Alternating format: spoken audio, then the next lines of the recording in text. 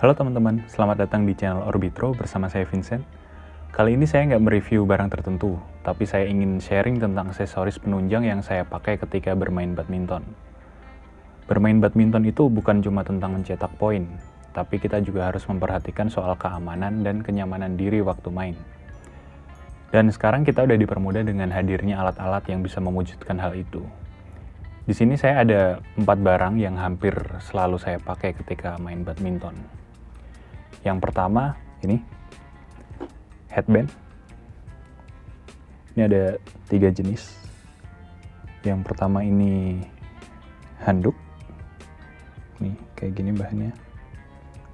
Terus kain biasa. Kain, dalamnya ada karet gini. Terus yang ketiga, ini ya, kayak tali aja ini, kecil. Nah, fungsi utama yang saya cari dari headband adalah kemampuan dia menahan keringat di area kepala atau rambut, biar nggak turun ke mata atau wajah. Soalnya keringat kalau masuk mata itu selain perih, juga bikin kita nggak fokus waktu main. Dikit-dikit harus ngelap wajah, ngucek mata, ribet lah. Nih, solusi. Oke, yang kedua, wristband. Ini bahannya kayak anduk. Fungsinya juga menahan keringat, biar keringat yang dari lengan sini nggak turun ke telapak tangan. Saya cuma pakai satu di tangan kanan, yaitu tangan yang saya pakai buat pegang raket. Karena kayak di video review overgrip kemarin, kita bisa lihat ya efeknya ke grip kalau tangan kita basah itu gimana. Jadi ini salah satu usaha untuk mengurangi efeknya. Selain itu, ini juga bikin pergelangan tangan kita sedikit lebih hangat. Dan kondisi yang hangat itu kita tahu bisa membantu memperlancar peredaran darah. Itu cukup penting karena di otot-otot yang aktif kita butuh lebih banyak asupan oksigen, energi, dan zat-zat penunjang lain. Itu semua kan dialirkan lewat darah ya. Sip.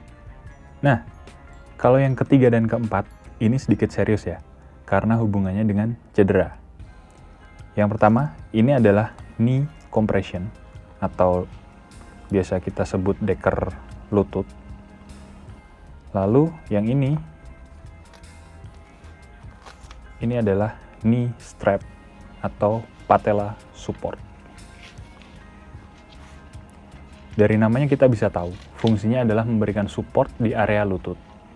Kenapa perlu dikasih support? Karena olahraga badminton itu melibatkan banyak aktivitas melompat.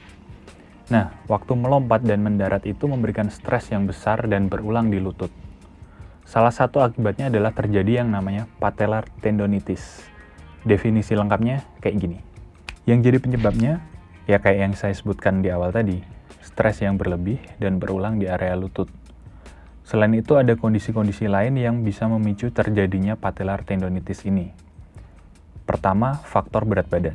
Semakin tinggi berat badan kita, tentu aja stres yang dialami lutut jadi lebih tinggi. Lalu, abnormalitas tempurung lutut. Ini kaitannya dengan kelainan atau struktur lutut kita masing-masing. Kelemahan, gangguan fleksibilitas otot paha juga berperan.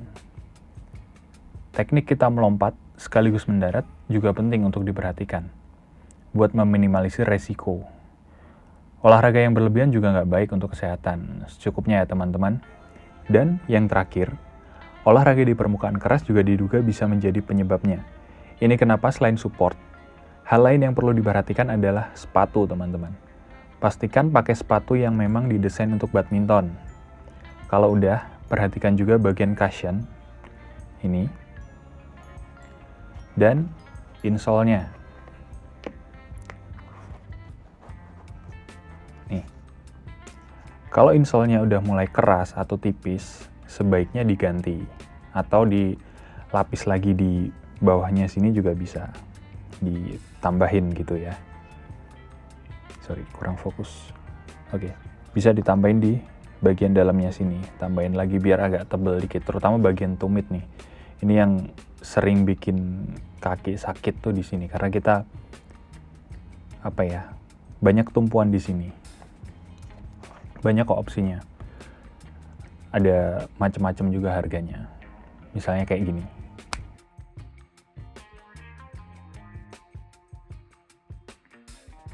Oke, lanjut lagi soal patellar tendonitis. Gejala yang muncul ada 4 tahapan. Tahap pertama, nyeri setelah aktivitas tanpa gangguan fungsional. Tahap kedua, nyeri selama dan setelah aktivitas, meskipun performa kita di lapangan masih normal. Tahap 3, nyeri berkepanjangan dan makin sulit untuk melakukan aktivitas. Dan tahap 4, ini yang paling parah, tendon robek seutuhnya. Nah, kalau yang ini udah jelas, teman-teman butuh tindakan bedah atau tindakan medis. Kalau yang sempat saya rasakan adalah tahap 2, yaitu nyeri waktu main dan setelah main. Penyebabnya ada beberapa faktor kalau di kasus saya. Pertama, mungkin waktu itu teknik melompat dan mendarat saya masih salah. Karena saya belajar secara otodidak, jadi minim panduan teknis. Kedua, soal berat badan yang bisa dibilang over waktu itu. Jadi si lutut harus menanggung beban yang berat juga. Ketiga, soal sepatu. Saya nggak ngeh kalau sepatu bisa punya efek sejauh itu. Dulu yang saya tahu sepatu badminton itu yang penting outsole-nya keset di lantai. Tapi ternyata cushion dan insole juga perlu diperhatikan. Apalagi saya sering main di lapangan keramik. Tapi teman-teman, nyeri lutut yang saya alami itu bukan semata-mata sembuh karena pakai patella support atau deker lutut seperti ini ya. Yang utama kalau ada sakit, ya kita obati dulu akar masalahnya. Istirahat dulu, berobat kalau perlu. Setelah itu introspeksi, apakah ada teknik pergerakan kita yang salah?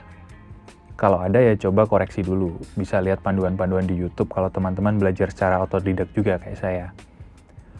Cek juga peralatan teman-teman. Apakah sudah sesuai dengan kebutuhan atau perlu modifikasi atau mungkin diganti, ditambah. Karena investasi di peralatan ini menurut saya sama aja investasi untuk kesehatan kita. Toh, kita main badminton salah satu tujuannya kan untuk kesehatan. Nggak harus peralatan yang mahal. Banyak kok opsi-opsi murah. Contohnya ini semua murah-murah teman-teman. Ini mungkin sekitar 20, ini juga satunya 20. Headband ya 10 ribuan juga dapat. Pilihan insole juga banyak yang murah-murah. Pokoknya sesuaikan aja sama kebutuhan dan kemampuan teman-teman. Banyak opsi murah. Nah, kurang lebih itu yang mau saya share ke teman-teman. Inti pesannya sih tetap perhatikan kenyamanan dan utamanya keamanan. Jangan sampai keasikan main, tapi justru kesehatan teman-teman terabaikan. Karena cedera ini kadang munculnya nggak langsung, jadi kita sendiri harus peka sama apa yang terjadi di badan kita. Kita sendiri yang tahu batas tubuh kita, dan kita sendiri yang bisa menjaga. Sip, sekian teman-teman. Kalau teman-teman merasa video ini bermanfaat, share juga ke teman-teman yang lain ya, supaya lebih banyak orang yang mendapat manfaat. Saya Vincent, undur diri.